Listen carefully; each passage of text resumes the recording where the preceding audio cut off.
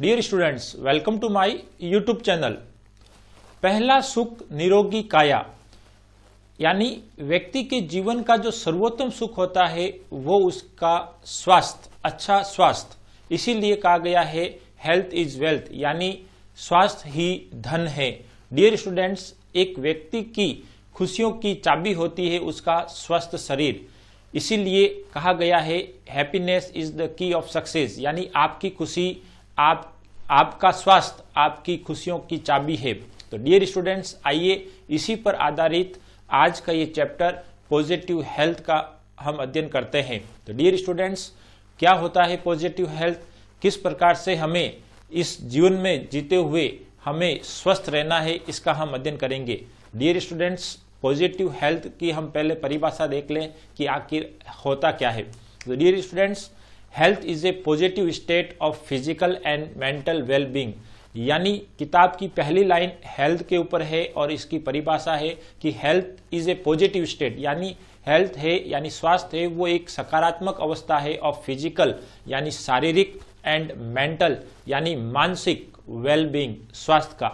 यानी एक व्यक्ति जब हेल्थ रहेगा या एक पॉजिटिव हेल्थ कब कहलाएगा, जब वो शारीरिक रूप से और मानसिक रूप से स्वस्थ रहेगा। Dear students, we are in a state of positive health when we feel secure by being physical health and free from disease, यानी हम एक पॉजिटिव हेल्थ यानी सकारात्मक स्वास्थ्य की दशा में या अवस्था में कब रहते हैं, जब हम शारीरिक रूप से और बीमारियों से अपने आप को सुरक्षित महसूस करते हैं। When we have close and harmonious relation with family members, neighbours and friends, और जब हमारा एक हार्मोनियस रिलेशनशिप यानी एक मिलनसार संबंध हो किन किन के साथ, अपने परिवार के सदस्यों के साथ, अपने पड़ोसियों के साथ और अपने मित्रों के साथ, तब हम एक पॉजिटिव हेल्थ की अवस्था में रहते हैं। डियर स्टूडेंट्स, यहाँ पर लेखक ये कहना चाहता है कि एक व्यक्ति पॉजिटिव हेल्थ स्टेट में कब रहता है, जब वो शारीरिक रूप से स्वस्थ यानी बीमारियों से मुक्त और मानसिक रूप से स्वस्थ यानी किसी भी प्रकार से मन में अशांति, मन में कोई तनाव न हो, ऐसी स्थिति में एक व्यक्ति पॉजिटिव हेल्थ का आनंद ले सकता है। आइए आगे बढ़ते हैं। तो पॉजिटिव हेल्थ है क्या?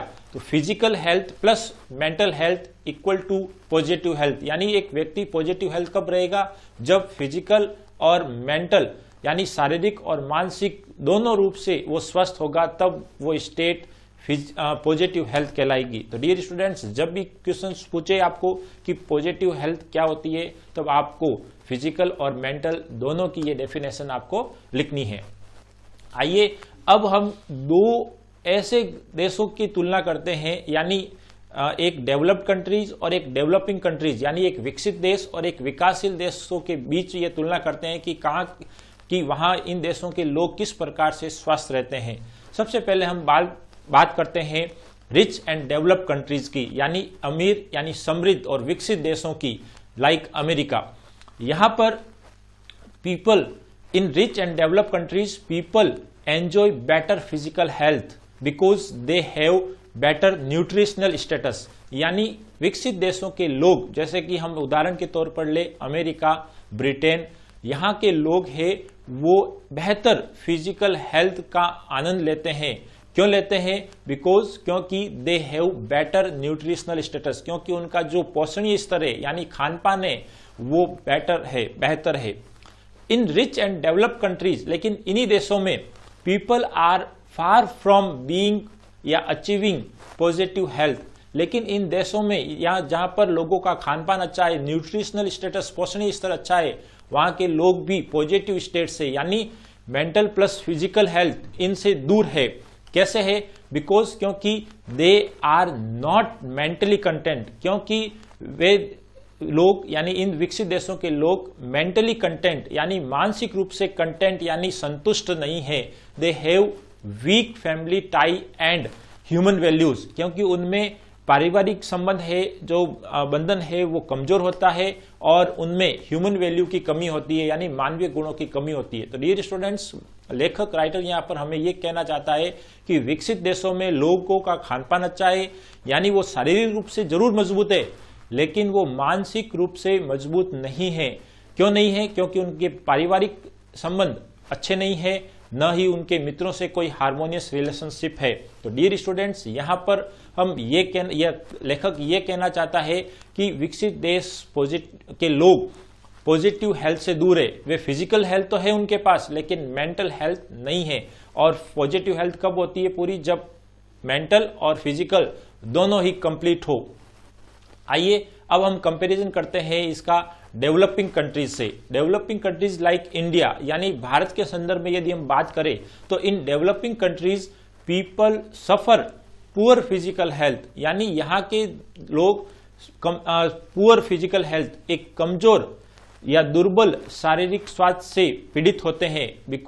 क्यों होते हैं? क्योंकि their environmental and nutritional status are lower, क्योंकि उनका जो पर्यावरण और जो पोषणीय स्टेटस जो स्तर है आर लोअर, वो निम्न प्रकार का होता है। यानी भारत जैसे देशों में लोगों का जो शारीरिक स्वास्थ्य है वो कमजोर होता है, क्योंकि यहाँ का पर्यावरण, यहाँ का पोषणीय स्तर बहुत ही निम्न प्रकार का होता है।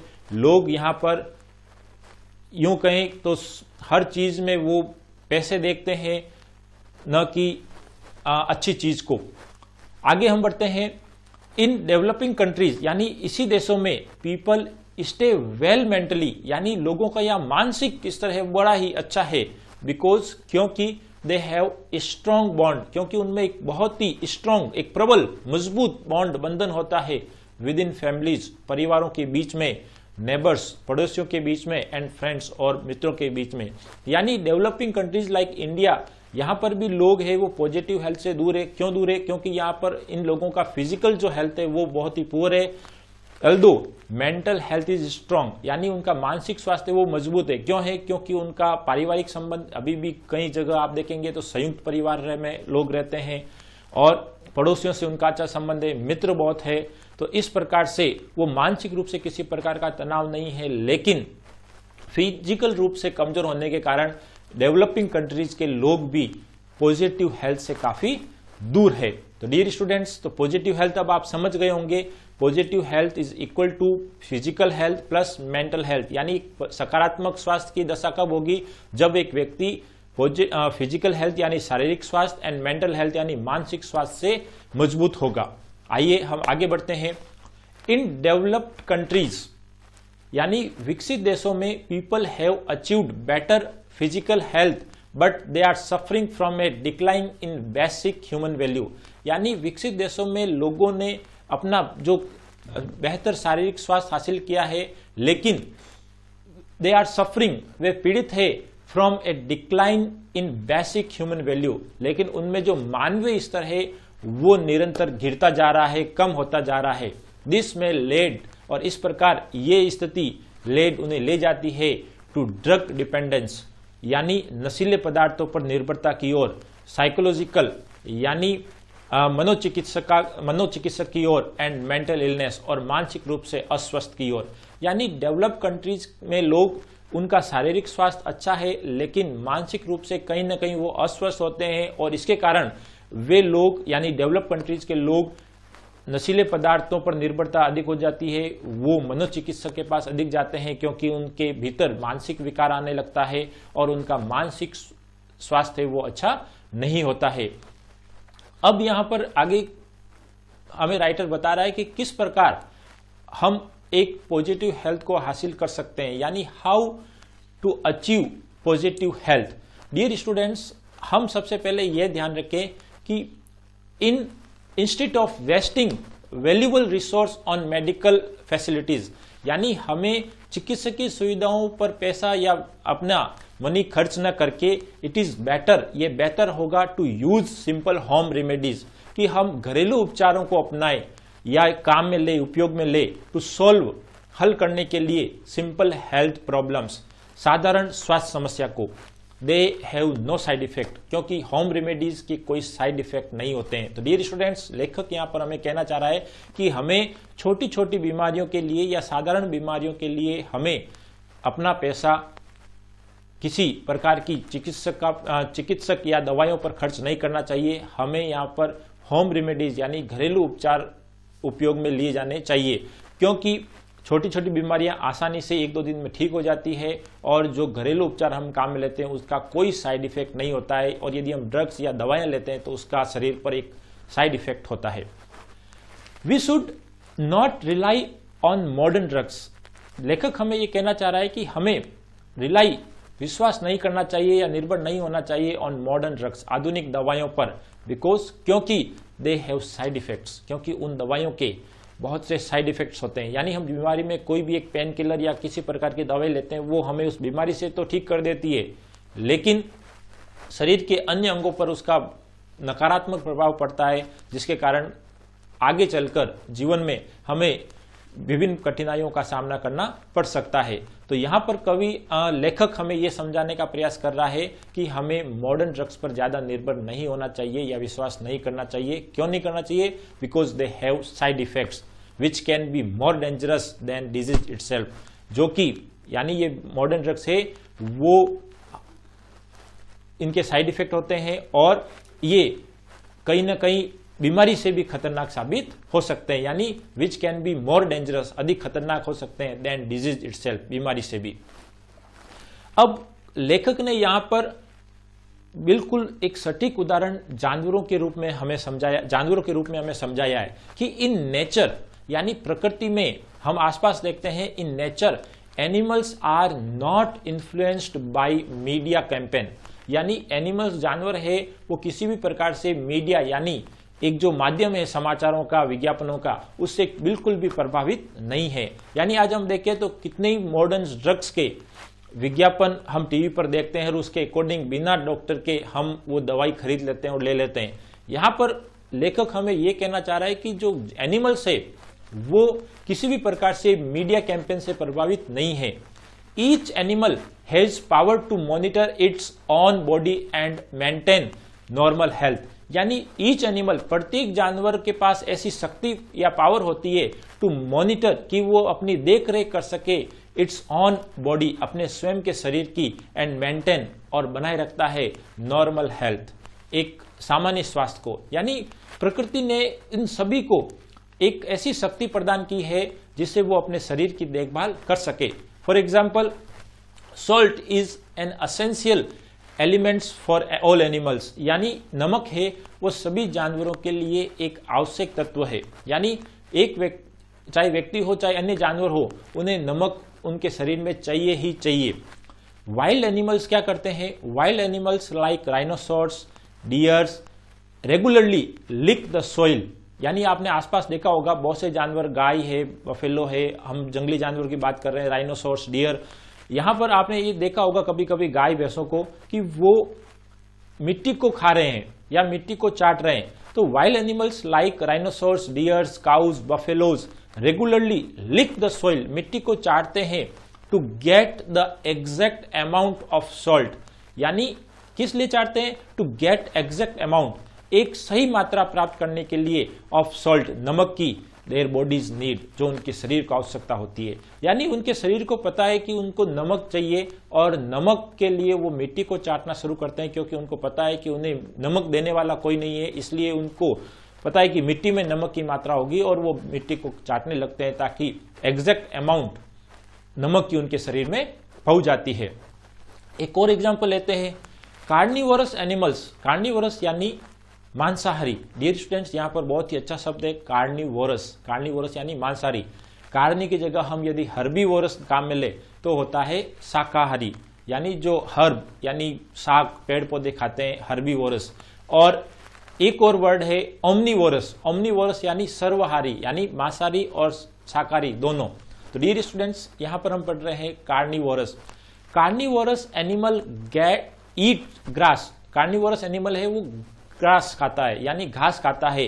व्हेनेवर, जब कभी भी, दे हैव डायरियाज, जब कभी भी उनको डायरिया की प्रॉब्लम हो यानी दस्त लगे, और अदर स्टमक प्रॉब्लम या अन्य स्टमच प्रॉब्लम हो या पेट से संबंधित समस्या हो, ड्यू टू इनडाइजेशन, अपच के कारण। यानी यहाँ पर आपको ये बड़ा ताजुब होगा कि मांसाहारी जानवर भी घास खाते हैं, बिल्कुल खाते हैं। कब खाते हैं? जब वो इनडाइजेशन से पीड़ित हो, यानी जब उनका पेट खराब हो, उनको दस्त लग रही हो या अपाचन की शिकायत हो, तो वो किसी डॉक्टर के यहाँ नहीं जाते हैं, वे अपने बॉडी सिग्नल को पहचानते हैं और घास खाते हैं। इससे उनकी ये पेट से संबंधित बीमारी भी दूर हो जाती है। तो डियर स्टूडेंट्स, इस प्रकार in this way they manage to maintain good physical health. इस प्रकार जानवर है वो अच्छे स्वास्थ्य की देखभाल कर लेते हैं। तो डियर स्टूडेंट्स, ये कोई उनको किसी ने पढ़ाया नहीं है, वे केवल अपने बॉडी सिग्नल को पहचानते हैं। उनके पास पावर है इस प्रकार के शरीर के सिग्नल को पहचानने की, ताकि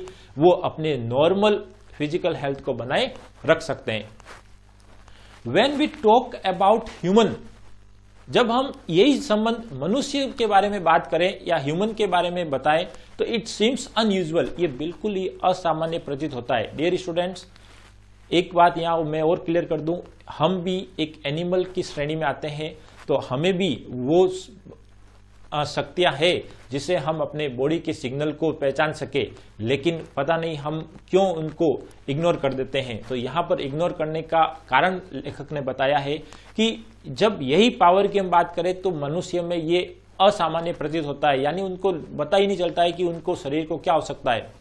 human beings seems to have lost the ability to monitor our own bodies in order to maintain health, यानी ह्यूमन बीइंग्स है, जो मानव है, मनुष्य है, सीम्स टू हैव लॉस्ट, यानी प्रतीत होता है टू हैव लॉस्ट, खो देना, द एबिलिटी, ये योग्यता या क्षमता, टू मॉनिटर, देखभाल करने की, आवर ऑन बॉडीज, अपने स्वयं के शरीर की, in order to maintain health, अपने स्वास्थ्य को बनाए रखने के लिए। यानी लेखक ये कहना चाह रहा है कि पता नहीं क्यों मनुष्य ने अपनी ये क्षमता, अपने शरीर के कमियों को, शरीर की बीमारियों को पहचानने की क्षमता है, वो खो देते हुए प्रतीत होता है। दे रिफ्यूज, और ये मनुष्य इनकार कर देते हैं, टू अंडरस्टैंड, समझना, देयर बॉडी सिग्नल, अपने देयर ऑन बॉडी सिग्नल, अपने स्वयं के शरीर के संकेतों को। यानी मनुष्य अपने शरीर के संकेतों को समझना ही अस्वीकार कर देते हैं या नजरअंदाज कर देते हैं। और मेन प्रॉब्लम क्या है?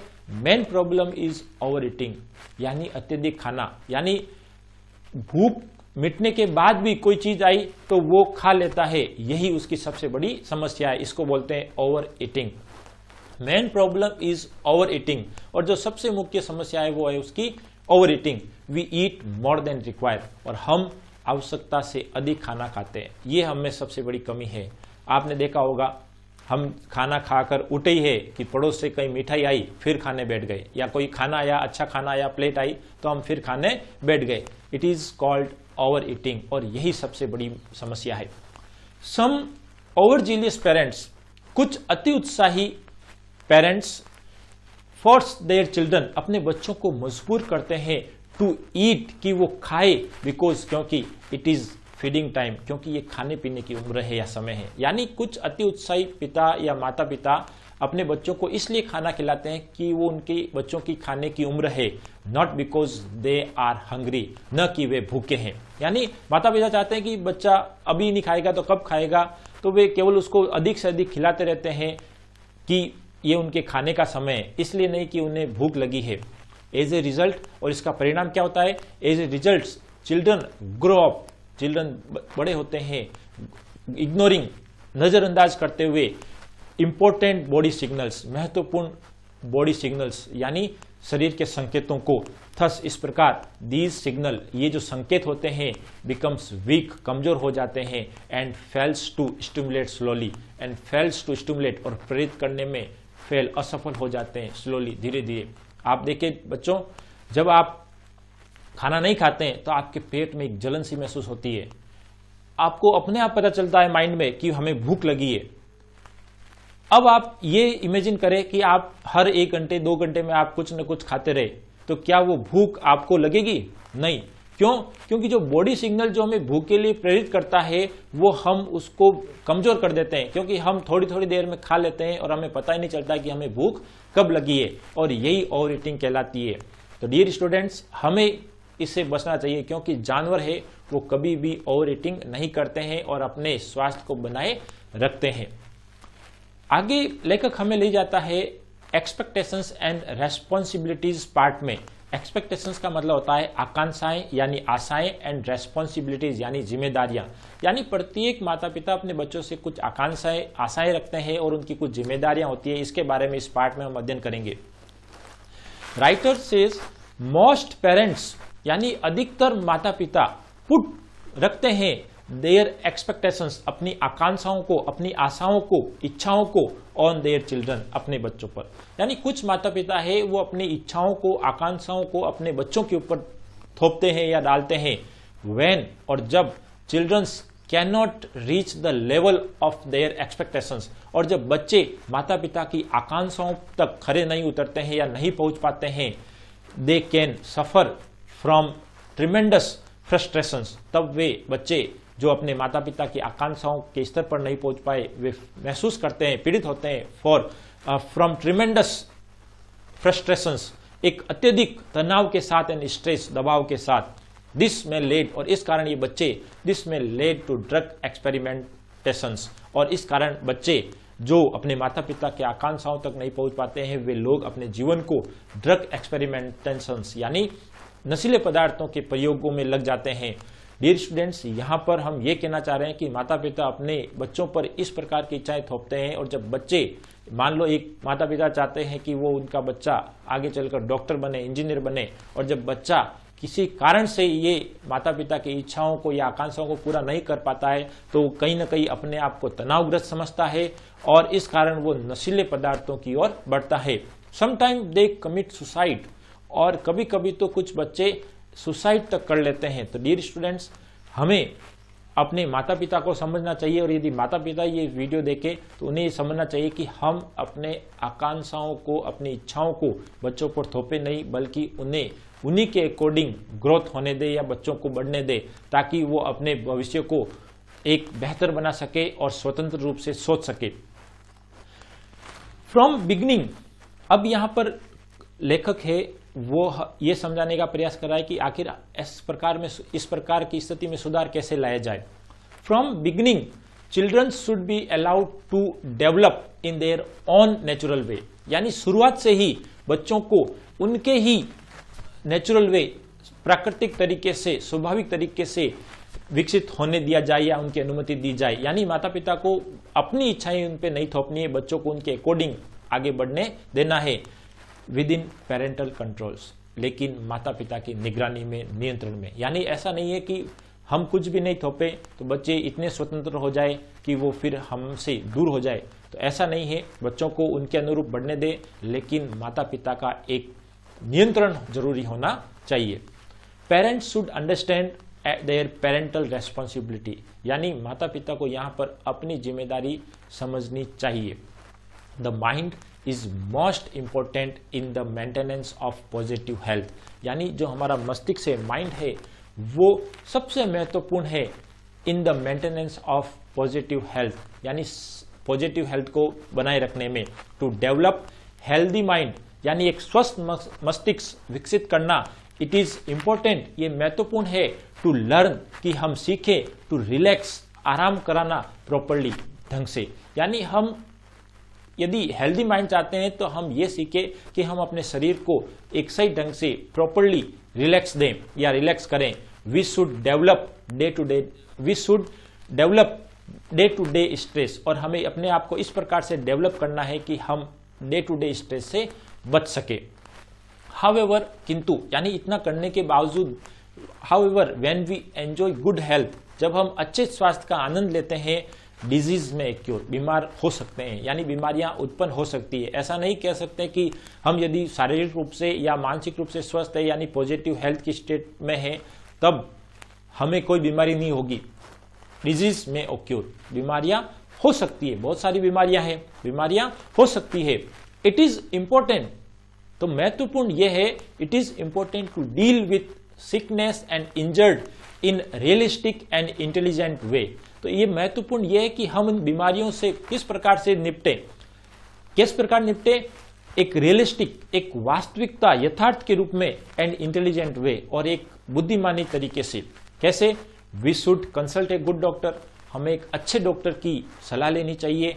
एनी मेडिसिन, और कोई भी दवाई, सच एज एंटीबॉडीज और एंटीबायोटिक और painkiller need to be monitored by a doctor. यानी जो भी हम दवाई ले, चाहे वो एंटीबॉडीज हो, चाहे वो पेन किलर हो, ये सब कुछ डॉक्टर की निगरानी में होना चाहिए। तो डियर स्टूडेंट्स, इस प्रकार एक व्यक्ति पॉजिटिव स्टेट हासिल करके अपने जीवन को खुशहाल बना सकता है और उसका सर्वोत्तम सुख हो सकता है, उसका अच्छा स्वास्थ्य, यानी पहला सुख निरोगी काया। तो डियर स्टूडेंट्स, आज के लिए इतना ही। अगले वीडियो में हम इस चैप्टर के यानी पॉजिटिव हेल्थ के क्वेश्चन आंसर का अध्ययन करेंगे। तो डियर स्टूडेंट्स, यदि ये वीडियो आपको पसंद आए तो लाइक करें, शेयर करें, और यदि आपने अब तक चैनल को सब्सक्राइब नहीं किया है तो इस चैनल को जरूर सब्सक्राइब करें। Thank you very much.